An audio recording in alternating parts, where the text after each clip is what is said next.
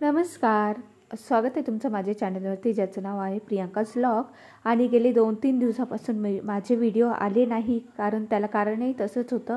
काय झालं, 2-3 दिवसापासून आमच्या इकडे वादळ वारं भरपूर होतं आणि वादळ वारं पाऊस असल्यामुळे काय झालं, लाईट गेली आणि 2-3 दिवसापासून लाईटच नव्हती आली. तर त्यामुळे ना व्हिडिओ वगैरे मी काही शूटही करू शकली नाही आणि एडिटही करू शकली नाही, कारण मला मोबाईलला माझ्या चार्जिंग वगैरे म्हणजे खूप असायची, पण खूप कमी.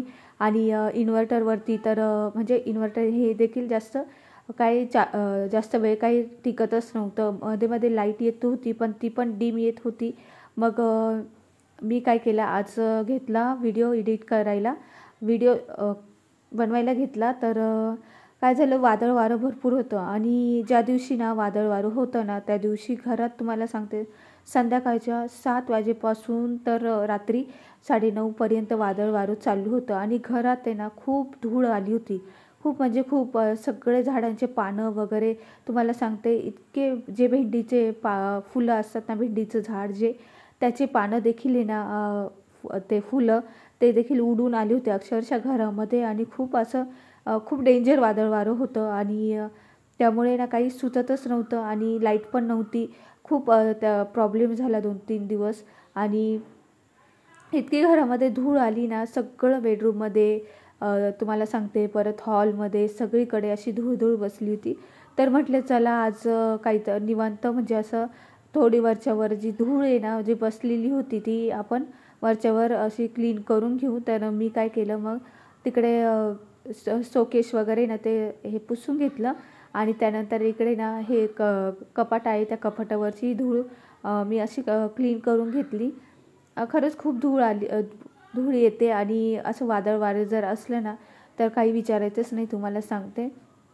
सगळं टी व्हीवर ते सगळं बेड सगळं, म्हणजे सगळं असं धूळ अशी होती. तर म्हटलं चला दुसऱ्या दिवशी आपण काय करू, वादळ वारं सगळं गेलं आहे, तर शांत वातावरण झालं आहे, तर आपण नाही ना क्लीन करायला घेऊयात.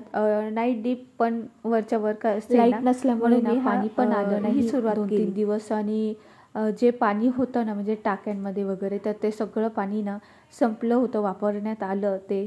आणि भांडे वगैरे घासायला, काही करायला, लाद्या वगैरे पुसायला सुद्धा पाणी नव्हतं, काहीच नाही. खूप 2-3 दिवस मी खूप म्हणजे असं आम्ही ॲडजस्ट केलं. कुठेच म्हणजे लाईट नसल्यामुळे पाणी पण नाही सोडलं. आणि जेव्हा लाईट येत होती ना मध्ये मध्ये, तर ती काय व्हायची, डिम व्हायची आणि पाणी त्या डिम लाईटमुळे ना पाणी पण देखील सोडलं नाही त्या काकांनी, पाणीवाल्या काकांनी.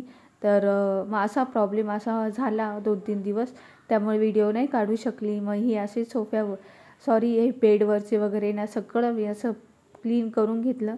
याच्यावरती ज्या दिवशी वादळ वारं चालू होतं ना, तर यावरती हा जो बेड आहे ना, त्यावरती पण खूप धूळ आलेली होती. मी सारखी झाडत होती आणि खालच्या दरवाज्यांच्या ज्या गॅप असतो ना, त्या गॅपमधून आहे ना खूप अशी माती छोटी छोटी माती अशी येत होती आणि खूप वैताग आला होता त्याचा, काय करावं कळतच नव्हतं. आणि सगळीकडे विंडोमध्ये वगैरे असं सगळं जाळं वगैरे किंवा मग असं धूळ वगैरे बसली होती. म्हटलं आज आहे ना आपण ते म्हणजे असं बरोबर दिसत नाही आहे ते. मग मी काय केलं, सकाळी मग सगळी ही अशी ना क्लीन करून घेतली. इथे माझ्याकडे ना छोटीशी सुपली आणि झाडू आहे विंडो क्लीन करायला. मग मी ना हे अशी थोडक्यात अशी जाळी वगैरे हे विंडोची जे असतात ना, ते सगळं क्लीन करून घेतलं. आणि म्हटले नाही काही तर वरच्यावर तरी करून घेऊया, म्हणजे जरा थोडंसं मनाला बरं तरी वाटेल. आणि अशी मी क्लिनिंग करायला सुरुवात केली.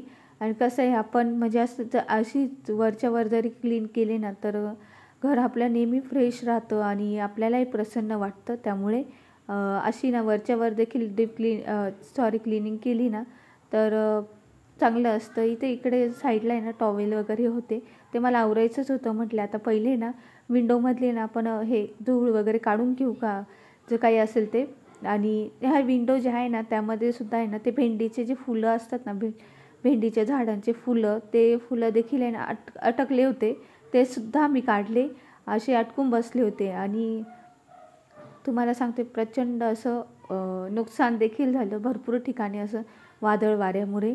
आणि तुमच्याकडे देखील झाला का पाऊस? मला कमेंटमध्ये नक्की सांगा. आणि काही नुकसान वगैरे झालं का तुमच्या इकडे पावसामुळे? तशी ना मी या विंडोमधले ना म्हणजे बेडरूमची म्हणा, हॉलची म्हणा किंवा किचनची असे ज्या विंडो आहे ना त्यातली ना मी 15 दिवसातून महिन्यातून आहे ना अशी हे करत अशा पद्धतीने मी समोरची झाली विंडो माझी क्लीन करून, त्यानंतर इकडची बाजूची पण मी करून घेतली. म्हटले आता कसं आहे धूळचा खूप येत असते. आपण हे पावसाचे असं जर पावसाळा असला ना की खूप हे धूळ असे ना बसून राहते, पटकन अशी निघत नाही. तर आणि हे जे माझा हॉल आहे ना तर इथे ना रोजच्या रोज कितीही क्लीन केलं ना तरी खूप धूळ येत असते. कारण म्हणजे वरती आहे ना तर वरती जास्त वारं वगैरे असं आलं की ते धूळ वगैरे सुद्धा ती आपल्याला दिसत नाही, पण मग अशी वस्तूंवरती वगैरे जर धूळ बसली तर ती जाणवते, दिसते डोळ्याने, अशी नाही दिसत. त्या दिवशीच्या पावसामुळे तर खूपच हे झालं.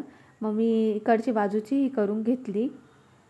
अशा पद्धतीने ना दोन्ही पण या विंडोचं हे जाळं वगैरे किंवा काही धूळ वगैरे सगळी काढून घेतली. आणि त्यानंतर ते झाल्यानंतर आहे ना मी इकडे टी व्ही कॅबिनेट आहे ना, टी व्हीचं जे आहे ना, टी व्हीवरती हे जे स्पीकर आहे ना त्यावरती तर रोज धूळ बसलेली असते खूप. म्हणजे जर सकाळी जर पुसलं ना तर संध्याकाळी परत तसंच होतं. असं वाटतच नाही की धूळ आपण पुसली आहे म्हणून हे सगळं असं वाटतच नाही, कारण तेवढीच परत धूळ येत असते. त्यामुळे मी खिडक्या वगैरे सगळ्या बंद करून घेत असते. मग अशी हे केली. सध्या हे जे पाऊस येत आहेत ना हे नुकसानीचे पाऊस आहे भरपूर.